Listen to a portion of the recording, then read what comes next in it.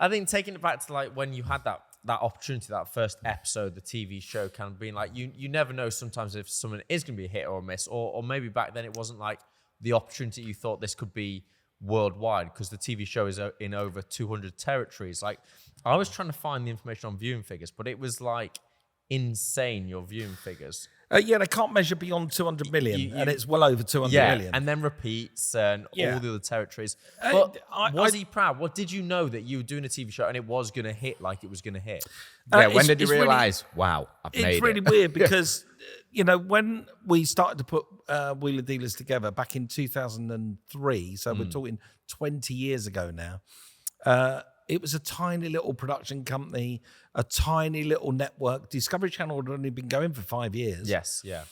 So it was a tiny little network, and it was guerrillas, up in mountains, and it was people digging for gold in, Discovery Channel have changed so much, but for the positive. They've really nurtured like the talent and the people that I feel like. Yeah.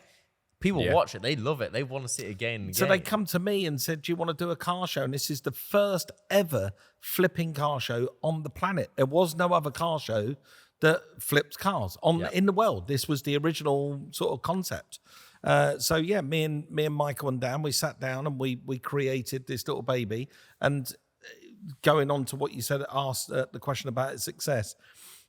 When I made that first series, there was something that was quite magical about it, but it was so small and it was so simple. I thought, well, if we get another series out of it, that'd be incredible.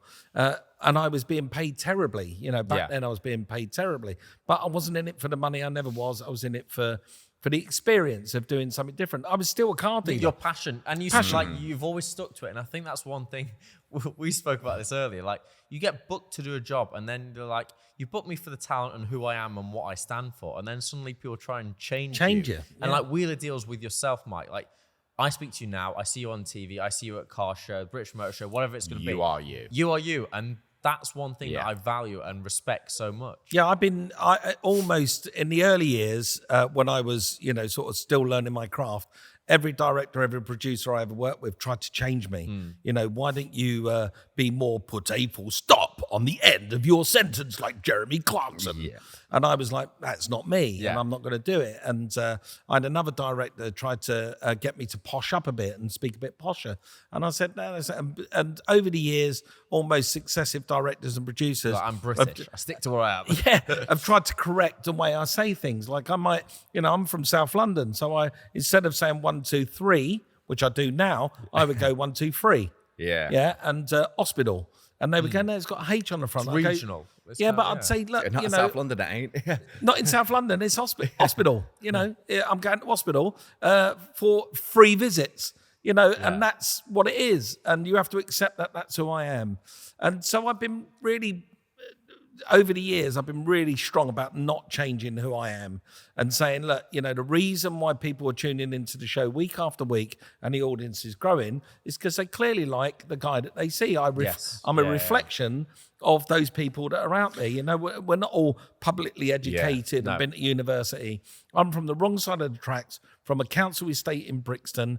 Grew up, 6 of us in one bedroom. We're really poor, and we are proper working class, very hard-working family. Was the times, though, that you did feel pressured and you actually did think, I am going to try and do what they're saying, or did you always manage to actually stick to your guns and be like, no, this is me, this is how I sound, this is how I speak, I'm going to stick with it? I've never changed. If you're going to try and make me be somebody that I'm not going to do it. I'm simply not going to do it.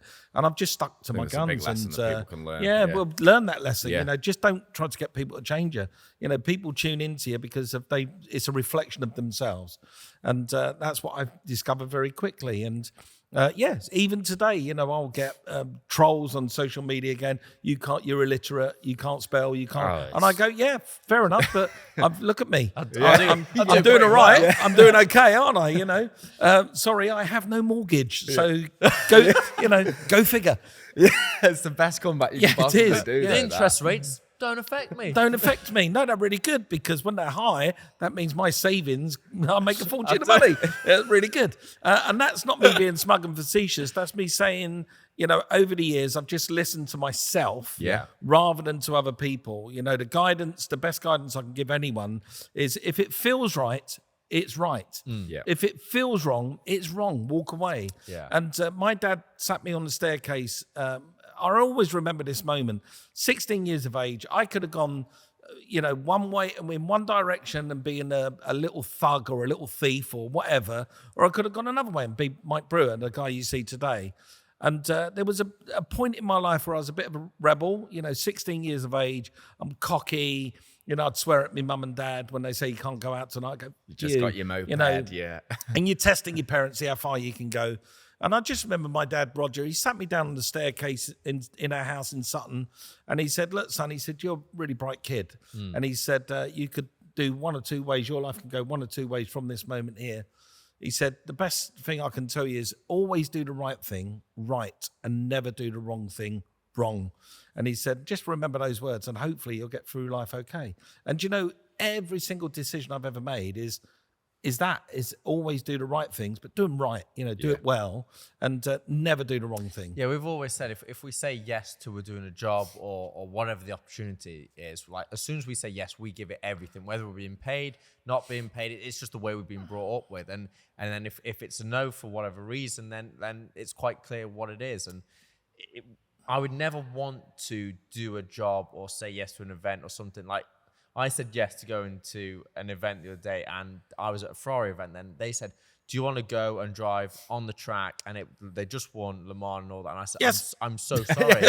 I've said yes to someone else." And then I was on Instagram. I was like, "Oh, felt like I missed out on my everything." God, we always do say yes to everything, and that was the one And time I you had said to say no. I had to say no to the head of Ferrari because I said yes to somebody else, and I was like, because I've always had them values being like, if I've said yes to somebody, however big or small, I'm sorry, I've got to stay with it. Well, that's the mark of your success. You two are No, I would have said, see you later. I'm off on the track. But you can't. Sometimes you can't split yourself in two. It's only one of you. But that is the mark of your success. Knowing that you're just you and trusting your gut and trusting your instincts and doing the right thing. Turning down the boss of Ferrari, trust me, is pretty cool. And that's going to get you more Ferrari invites. That's for yes, sure. You're going to get more Ferrari invites off the back of that than you ever wish. That was pretty cool. Talking about success, though, you are a very successful man, not just in business, but in competing as well. I've got to say, you do hold a world record, don't you? There's a few things about me that people don't know. So, I'm full, at some point in my past career, dare I say, full rally license, full race license. I've competed in touring car production S1. I've driven Formula One cars. Can I just ask you, how is a Formula One car to drive? It's one of the one cars. Well, I did really 24 laps in Michael Schumacher's race-winning Benetton. Like my knees are gone weak. There's absolutely. Cool. I've done the single-seater racing experience at Silverstone. This was on TV. It was for Driven, which was years ago on Channel 4. And I can remember at the Magny-Cours circuit. So there I am on see the smile on my face. Here I am on the Magny-Cours circuit in France in Michael Schumacher's race-winning Benetton car. With no traction control, no aids. This is, just at the time when was it just raw? Raw. I mean, this is Cosworth engine, absolute balls out. Your nuts are against the wall. And I was terrified all morning by Stefan, who took me around the circuit in a Fiat Multipla. And he said, okay, when you come to this corner, you go this corner, no throttle. And then you apply throttle here. If you don't apply throttle here, into the wall, you lose your legs. Okay, next corner. You come into next corner. You go brake. You go nice, gentle on the throttle. If you give too much throttle, you go into wall, you lose your legs. And so when I got in the car, I was terrified. Of losing your legs. Losing my legs. But after a couple of laps, and understanding the grip and the the aerodynamic grip and mechanical grip you get from one of those cars, I was coming down the straight, and it's called the Golf Kink. It goes to the Adelaide hairpin, and I was coming down. They put some cones out for me, some braking cones out for me, and I was remembered after a whole lap of holding my breath. I remembered I had a bloody camera to talk. And I hadn't said a word. I'd been concentrating so hard. I can imagine that, though. I would have been the same. I'd have been just straight. Well, in fact, they played back the videos, and I didn't take a breath for 57 seconds. I sort of held my breath as I left the pits. And then 50 seconds later, I went, and it was my first breath. And then I realised it wasn't until I come back past the start-finish straight, there was a camera crew there, and I went, oh, God, say something. I'm in this car, I haven't said a bloody word. And I started to scream behind the steering as I'm snatching 3rd, 4th, 5th, 6th, 7th, and I'm looking down at a digital dash on the speedboat, 198, 199, 200, 201. And the cones went behind me, the 2 cones. Now, with carbon fibre braking, you have to do what they call degressive braking. So basically, it's left foot braking. Yeah. So it's a stab on the brakes, a hard stab, off and back on again. Yeah. So basically, what you're trying to do is build up an immense amount of heat in the brake disc, on the carbon disc, come off, and then play, Then slow, and then slow yeah. it down. So I went bang bang on the brake pedal as hard as I possibly could, and I shot forward in the cockpit, into the cockpit, and then when I looked up, I was 30 meters away from the corner, and there was a French sort of mechanic or one of the team standing on the corner giving me the hands, giving me the sign. A gesture. Saying that wasn't very well done. Yeah, saying, look at you twat. Anyway, I shifted down into first gear and drove to the corner and then round it. And it was then I realised that it was the brakes. And all I kept saying then for the next 24 laps, because we played it back. That strong on your neck? It's just brakes. Yeah. I just kept saying, because acceleration is something we feel. Yeah. A Ferrari, you feel acceleration. Yeah. But it was the brakes. Every time you come to a corner, and I just went, oh my God, the brakes, oh my God, the brakes. That's why the liquid from Formula One drivers' eyes hits the inside of their visor. That's crazy. Isn't it? The past 3 or 4 races, George Russell's been like, okay, so it's raining. And everyone's like, it's not raining. It's like, sweat and eyeball fluid is hitting the inside of the visor. It was insane. Doing that in that car was insane. And I've driven world rally cars, every Ferrari, every Lamborghini, every McLaren. I've driven everything, basically. I think that's what makes a car so different is the braking. Like acceleration braking. is one thing, but when I can't And the even G's you can imagine corner, an the F1 G's car. you Well, can yeah, corner there's a complex at the back of the Magny-Cours circuit called the Hockenheim complex, where it's a right, left, right. Yeah. And if you lean on when I was going through it originally, I was going through in 3rd gear. And then when I pulled back into the pits, they'd done a quick check of the car. This guy leant in, gaulois hanging out of his mouth, flat cap on, and he said, and he could hear where I was on the circuit. Yeah. And he said, I can hear you're in 3rd going through Hockenheim. And I said, yeah, I am. He said, go 4th and lean on it. Lean on the car. Okay, yeah. And I said, I don't fancy that very much. And you've got to have trust in them things as well, isn't it? It really is. So a couple of laps later, I started to build up that confidence, and I went through in 4th, and I leant upon the tyres in 4th gear through this complex. And it was the equivalent, they measured it when I got back, it was the equivalent of a baby elephant leaning on me in both directions. Wow. And that was the G forces. So it was 1.5 ton of G against me going left, right, left. It's mental. Insane. So I got out of the car.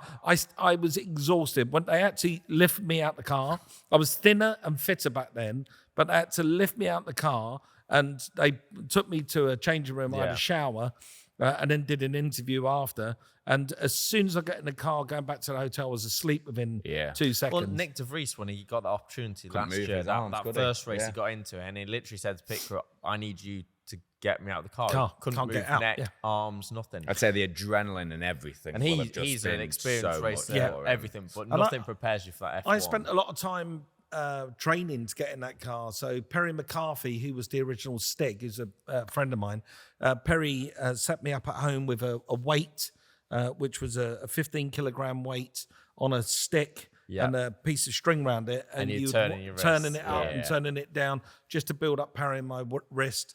We had a big elastic band that was around the top of my head onto a door, and I would just pull it against the door. And I spent a lot of time getting in training for that, but that was an experience. And then I broke a world record. Yes, you did. Yeah, an average speed world record. Yeah, which so is it was a weird phenomenal, one this. because it was set by You didn't Al- just break it; you smashed it. smashed Yeah, he's never the been beaten record. since. Yeah. Like it's phenomenal. I own a couple of Can lap we just records put as this well. into perspective. in a So you were Volvo driving- S60 T5, was it? So you were driving for 24 hours. 24 hours. Yeah. What speed to get an average of? So I think the record before you was 113. 130 miles an hour set by Alfa Romeo. Yeah. Something. But you must have been gunning it way faster than what you did. Yeah, so you have to to get above 113 because you've got to take in of those 24 hours. You're going to stop every sort of hour, So you gotta come 90 down to minutes. This is what I zero, was back thinking. up. Changing wheel bearings, changing outside Did you do tyres and filling up. less pit stops? Did you do less things to try and average that speed up higher still? Obviously, you've got to go that speed. Well, but- we never once scrubbed the inside tyres. It was always outside tyres. Okay. Yeah. It was fuel. Obviously, Yeah. you'd have to Yeah, stop yeah. for fuel, outside tyres, and we would always knock out those 2 outside wheel bearings on every third pit stop. Yeah. We'd have to quickly change the wheel bearings. The only thing that we did differently than Alfa, I suppose, is we had the car on air jacks. Yeah. So it was a Volvo S60 touring car. So I would, whip it around the circuit on this 155 miles an hour for 2 hours. Then I'd get a call off the radio and I would pull in, press a button, and go, and it would immediately Yeah. pop in the Shoot air on up. air jacks. It was at Millbrook testing Millbrook, ground, wasn't it? Yeah. So proving it's ground. just over 2 miles concentric circle. On the bowl. On the bowl. Yeah. I've got a high-speed race license still today as one of the only people allowed to go over the 100-mile-an-hour neutral speed limit. Yeah. I'm sure you have as well. Everyone has. Yeah. I used to get in with me and Jason Plato. We had a marshal follow us back off it, put it like that. Well, 'Cause of yes. AJ. Well, me and Jason Plato, we used to really dick around on that bowl a lot. It's I an- mean, it's a an lot. epic On a bowl. weekly basis. Have you we taken would- your hands off the wheel Oh, on the top? forget that nonsense. No, me and Jason. There's a couple of stories, but it was me and Jason hit cruise control at 75 miles an hour in the middle neutral steer speed, and Jason gets in the back and starts reading a newspaper. So he's sitting in the back of the car with it, just driving around on its own on cruise control, and I go past him and I go, "Oh, you idiot!" So I go into the 100-mile-an-hour lane. I hit cruise control, get in the passenger seat, and then Jason comes up on the inside like to a laugh sitcom. at me. And me and him are just we've done so many things on that circuit. Just before we go anywhere, thank you very much for listening to Freedom Impact Trust. We love your feedback, so please do leave a review because it helps others find us, doesn't it, Curtis? Yes, it does. Comment, subscribe, like, share it to a friend. Let everybody in the world know that this is the podcast that you're enjoying, and let us know what you loved about it. We enjoy talking to you guys. We enjoy having fun, and we can't wait to see you and hear you on the next episode. Plus, we want to thank our sponsor, FINT, the financial investment app, making investing easy from as little as £50 a month. You guys are awesome. We love you. We're part of you. Don't forget, it's all through 3 portfolios, AJ. Nice and simple. I know. Have a great day. See you later, guys.